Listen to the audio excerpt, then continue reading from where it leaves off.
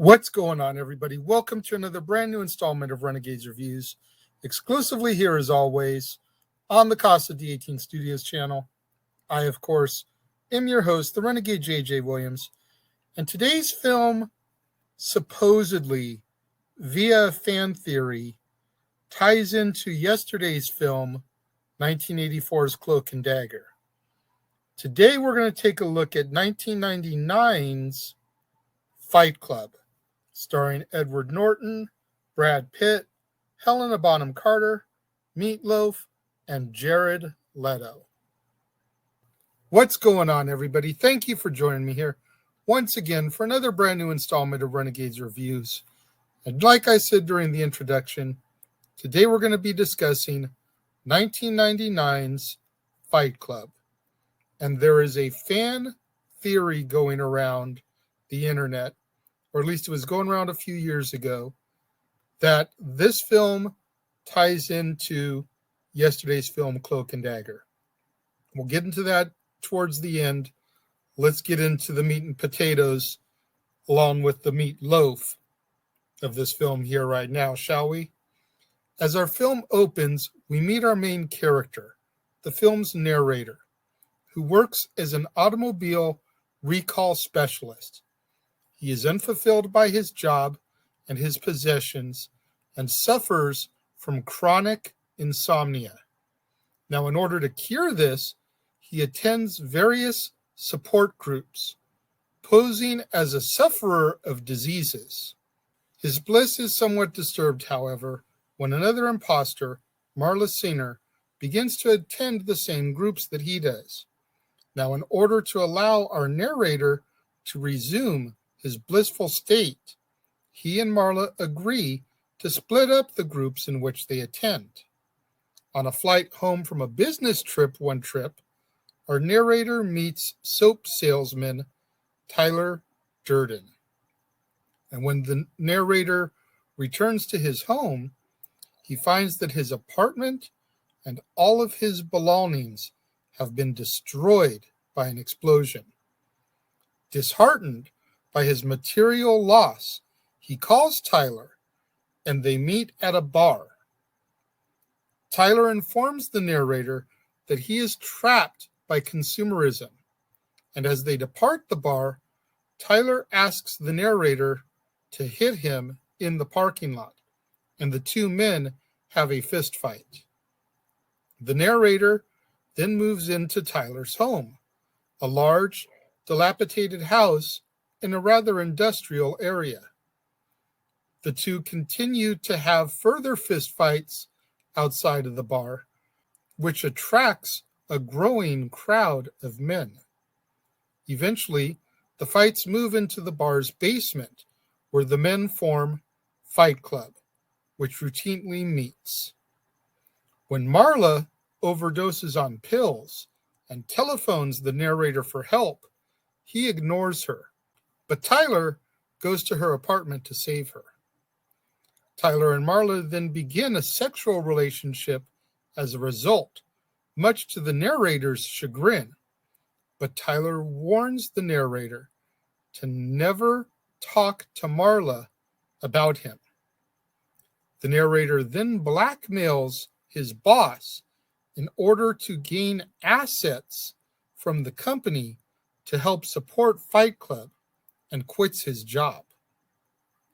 More men then begin to join Fight Club, including Bob, a man with testicular cancer that our narrator had met in one of his support groups. Tyler then recruits the new members to an anti-materialist, anti-corporate organization that they dub Project Mayhem, without the involvement of the narrator. The group begins to engage in subversive acts of vandalism, which increasingly troubles the narrator. After the narrator complains that Tyler has begun to exclude him from something that they started together, Tyler reveals that he was the one to cause the explosion at the narrator's condo. When Bob is killed by the police during a brutal sabotage operation, the narrator tries to halt the project. He begins to follow a paper trail left by Tyler to cities that Tyler has visited, discovering that Project Mayhem has spread throughout the country. In one city, a project member addresses the narrator as Mr. Durden. Confused, the narrator then calls Marla and discovers that she also believes that he is Tyler. Out of nowhere, Tyler appears in the narrator's hotel room and reveals that they are disassociated personalities, that the narrator assumed the personality of Tyler when he believed he was sleeping. The narrator blacks out, and when he returns home, he discovers Tyler's plan to erase debt by destroying buildings that contain credit card records. He apologizes to Marla and warns her that she is in danger, but she is tired of his contradictory behavior and refuses to listen to him. The narrator tries to warn the police, but the officers are members of Project Mayhem. The narrator attempts to disarm the explosives in one of the buildings, but Tyler is able to subdue him. When Tyler holds the narrator at gunpoint on the top floor, the narrator realizes that since he and Tyler are the same person, that he is actually holding the gun. The narrator fires it into his own mouth, shooting through his cheek. Tyler dies, and the narrator ceases mentally projecting him. Project Mayhem members bring a kidnapped Marla to the building, and holding hands, the narrator and Marla watch as the explosives detonate, collapsing the buildings around them. Now, yesterday's film was this fun, kid-oriented spy thriller, and this film is a lot deeper, and you're probably wondering what the two have to do with each other. Well, the theory basically goes like this. Okay, our narrator in Fight Club has no name. The rumor is that our narrator in Fight Club is Davy Osborne from Cloak and Dagger. How can that be, Renegade? Think about it. In Cloak and Dagger, Davy has an imaginary friend named Jack Flack. Our narrator imagines himself to be Tyler Durden. It's kind of the next evolution, if you will, in his mental issues. Davy and his father don't have the best relationship for the majority of the movie. In this film, both Tyler and our narrator talk about not really knowing their father. Davy wouldn't really know him either because he was always working. He never really had time to spend with him. He didn't believe him.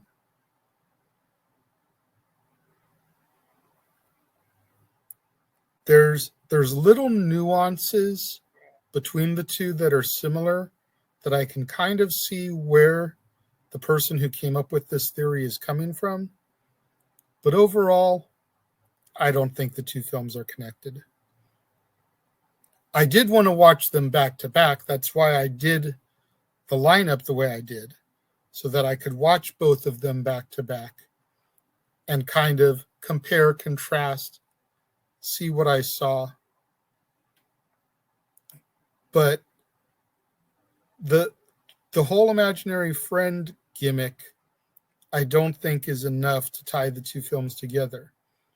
Although I also like the tie in the fact that if you think about it, Davy got rid of Jack Flack and grew up by destroying his action figure, throwing it on the concrete, breaking it. Only then was Jack able to bleed out after having been shot and die. In this, our narrator puts the gun to his mouth, pulls the trigger, survives himself, but is able to kill Tyler. Both Davy and our narrator were able to get rid of their imaginary friends once they reached that point where they felt that they needed to grow up. Again, just a little food for thought, something to think about. What do you guys think out there? If you've actually seen Cloak and Dagger and Fight Club, let me know if you think that there's any, sound logic behind this fan theory. If you've never seen Cloak and Dagger, again, I urge you to look it up on Vudu, Hulu, Amazon, whatever. You may have to pay $2 or $3 to rent it, to watch it, but do so. And then if you own Fight Club, follow it up with Fight Club. Watch them back to back and let me know what you think. I'm curious to see if there's anybody out there in my fan base that believes in this fan theory that's out there. I personally do not subscribe to it, but I did want to address it, which is why I did the films the way I did. What do you guys think about Fight Club? Let me know. If you're watching the premiere, leave your thoughts and comments over here. If you're watching on demand, leave your thoughts and comments down here. For me, though, when it comes to Fight Club, I give it 4 out of 5 stars. I first saw Fight Club in a movie class, a film class in college, and I gravitated to it right away. Went out, bought it on VHS, watched it over and over, to the point where I almost became like Fred Durst, where he says, I've seen Fight Club about 28 times or whatever. That's about the point where I got with Fight Club shortly after seeing it the first time, as I watched it over and over. But I'm not a huge fan of Helena Bonham Carter. This is the only film I can really tolerate her in. And even this one, it's questionable. There's just something about her that does not appeal to me. I don't know what. I have never been able to place my finger on it. But there's just something about her that I just don't gravitate towards. But I do like Edward Norton. I do enjoy Brad Pitt. Again, what do you guys think? Let me know. When you get out there on social media, let's try to get those hashtags trending. Hashtag Casa D18 Studios, hashtag Renegades Reviews, hashtag Renegade Returns, and of course, the ever popular hashtag Shenanigans. We interrupt this episode of Renegades Reviews for an important announcement about merchandising. Merchandising? What's that? Merchandising. Come, I'll show you. Merchandising, where the real money's made. Make sure you go over to teespring.com/stores/Jeff Meacham Network for all the t-shirts you see here from the West Coast professor, Jeff Meacham himself. You can get shirts for the Jeff Meacham Network, Talk Wrestling, as well as the red and gold Meachamania shirts. And while you're there, don't forget to get your shirts of the Casa D18 Studios Brotherhood, the Dads on Wrestling shirt, the Renegade J.J. Williams, Statboy Sports Bar, and the hashtag Statboy Approved shirt. Make sure you go over to teespring.com/stores/Jeff Meacham Network and score your shirts today. Make sure you guys get out there. Do what that commercial just told you. Go to teespring.com/stores/Jeff Meacham Network for all the official merchandise of the Casa D18 Studios Brotherhood.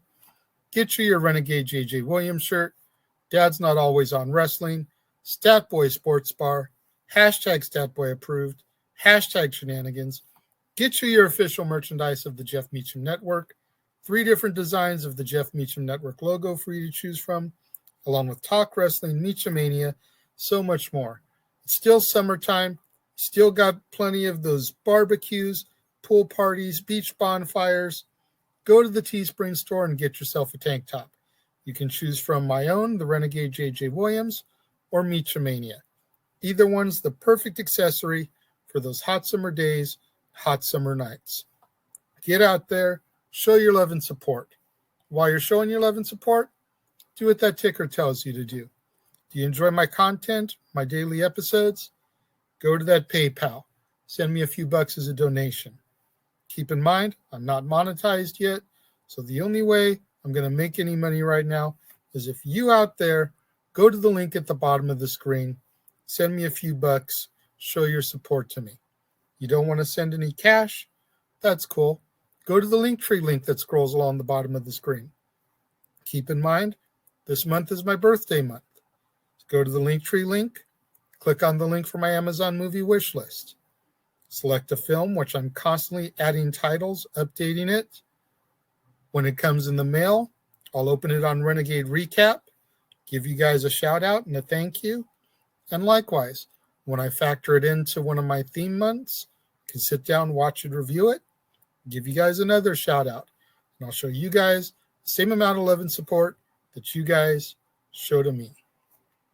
Make sure you guys tune in tomorrow, right back here on the Casa D18 Studios channel for another brand new installment of Renegades Reviews, when we go all the way back to 1985 and take a look at another film that a young renegade probably was introduced to around 9-10 years old, Explorers, starring Ethan Hawke and River Phoenix in their very first film roles, along with Jason Presson, Amanda Peterson, James Cromwell, Robert Picardo, Meshach Taylor, and Dana Ivey. You're not going to want to miss out tomorrow, right back here on the Casa D18 Studios channel, right back here on Renegades Reviews, when we take a look at the science fiction film Explorers. To all my loyal fans and viewers out there tuning in for the premiere, leaving your thoughts and comments over here, thank you very much. I greatly appreciate each and every one of you. Likewise, all my loyal fans and viewers out there tuning in a little bit later in the day, watching on demand, leaving your thoughts and comments down here. Thank you very much. I appreciate each and every one of you. I appreciate all my loyal fans and viewers out there that tune in on a daily basis and watch my shows. Thank you very much for joining me, and I will see you guys next time.